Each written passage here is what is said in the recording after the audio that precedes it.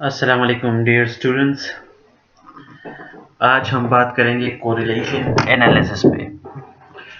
Usually correlation analysis researchers या कोई भी स्टूडेंट यूज करते हैं दो वेरिएबल्स के बीच रिलेशनशिप जानने के लिए। आपके पास कोई भी दो वेरिएबल हैं, फॉर एग्जांपल एक्सपेंसेस ले लेते हैं और इनकम ले लेते हैं।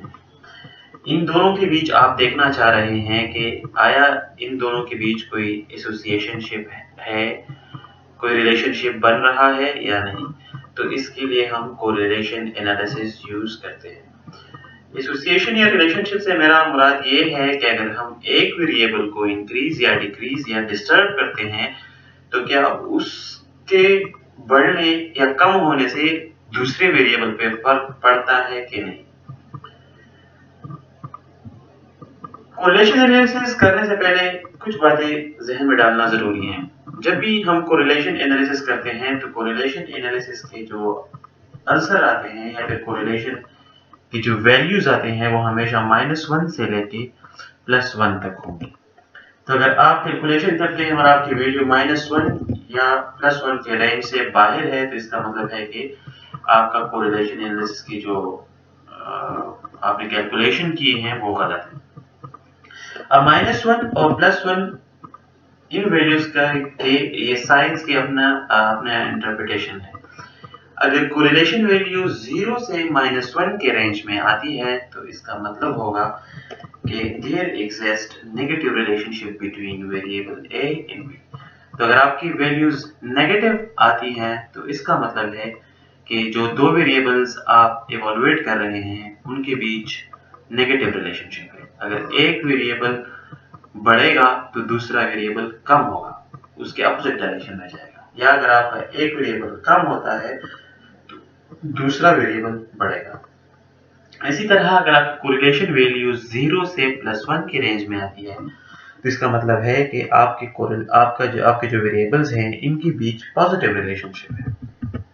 पॉजिटिव रिलेशनशिप का मतलब है कि अगर हम एक वेरिएबल में इंक्रीज करते हैं तो दूसरा वेरिएबल भी इंक्रीज होगा।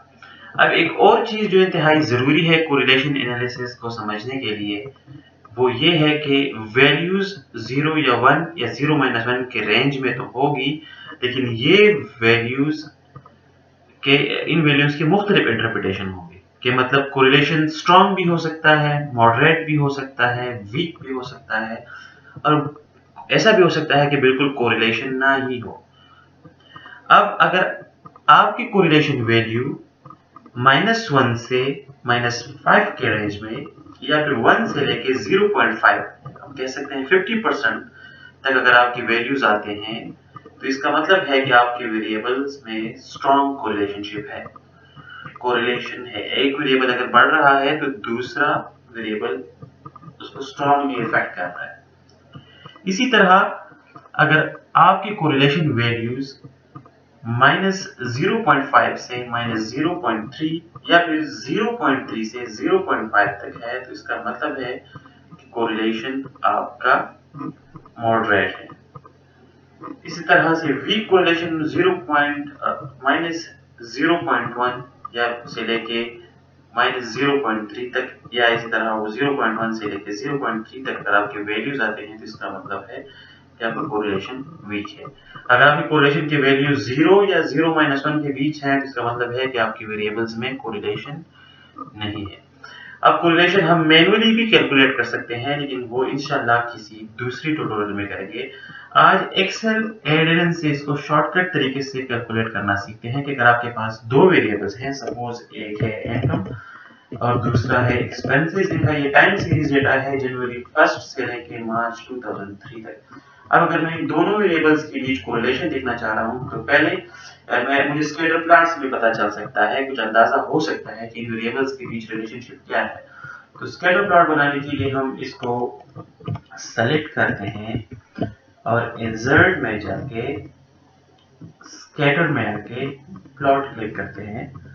ये स्कैटर प्लॉट तकरीबन बन गया है। डेटा जो कि मैंने रैंडम चूज किया है इसलिए इसमें एक पैटर्न है तो बिल्कुल वाज़ेह तौर पर पॉजिटिव रिलेशनशिप दिखाई दे रहा है कि एक के बढ़ने के साथ दूसरा अच्छा खासा बढ़ रहा है। इस तरह होता कम है। स्कैटर प्लॉट अमूमी तौर पर थोड़ा रैंडम होता है क्योंकि ये डेटा मैनिपुलेटेड है, तो इस वजह से ये स्ट्रॉन्ग रिलेशनशिप शो कर रहा है पॉजिटिव डायरेक्शन में।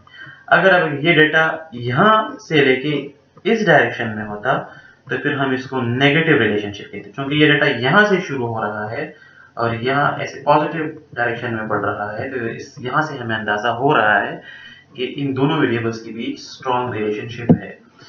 अब अगर मैं इसको एक्सेल से कैलकुलेट करना चाहूँ, कोरिलेशन वैल्यू निकालना चाहूँ कि वो असल में किस रेंज में है, तो उसको करने के लिए मैं जाऊँगा डेटा पे, डेटा के बाद डेटा एनालिसिस, डेटा एनालिसिस के बाद जो विंडो खुलेगी यहाँ पे अपने कोरिलेशन ढूंढना है और ओके कर लेना है। कोरिलेशन विंडो क्लिक करने के बाद जो विंडो खुलेगी उसमें सबसे पहले आपसे ये इनपुट रेंज मांगेगा। इनपुट रेंज का मतलब है कि आप कौन सी वेरिएबल्स के बीच कैलकुलेशन करना चाह रहे हैं।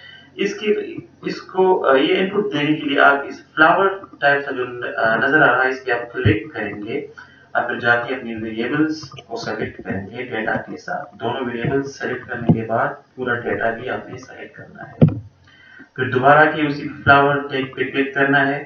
नीचे आप आएंगे तो यहाँ पे होगा label in first row. Labels in first row से मुराद है कि जो डेटा आपने सेलेक्ट किया है, क्या आपकी जो उसका टॉप रो है उसमें नेम्स तो नहीं है। तो हमारे डेटा में हमने एक्सपेंसेस और इनकम भी सेलेक्ट किए थे, तो इसका मतलब है कि हम एक्सेल को बताएंगे कि जो डेटा मैंने ऊपर चूज किया है इनपुट में, उसमें मैंने पहले रो में नेम्स लिखे हैं। और फिर यहाँ पे है ये आउटपुट रेंज कि आपको आउटपुट कहाँ चाहिए, तो प्लॉट में क्लिक करूंगा। मैं इस स्कैटर प्लॉट के नीचे क्लिक करता हूँ कि मुझे आउटपुट इस जगह पे चाहिए।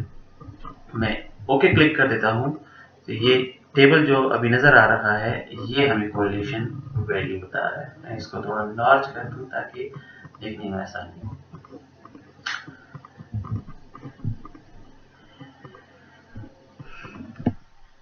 पहले रो में आप देख सकते हैं कि इसके इंटरप्रिटेशन हम कैसे करेंगे। यहाँ पे इनकम और एक्सपेंसेस हैं, इसी तरह अगर आप ऊपर जाते हैं तब भी इनकम और एक्सपेंसेस ही बता रहे हैं।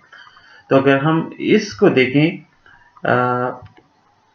तो इनकम और इनकम के बीच कोरिलेशन 1 है, क्योंकि इनकम और खुद अपने साथ हमेशा कोरिलेशन 1 ही आएगा। अब अगर मैं इनकम और एक्सपेंसेस के बीच लिखना चाह रहा हूँ तो ये इनकम है और यहाँ नीचे एक्सपेंसेस है, तो ये कोऑर्डिनेट यहाँ पे मिल रहे हैं। तो इसका मतलब है कि 0.98 हमारा कोरिलेशन आंसर आ रहा है।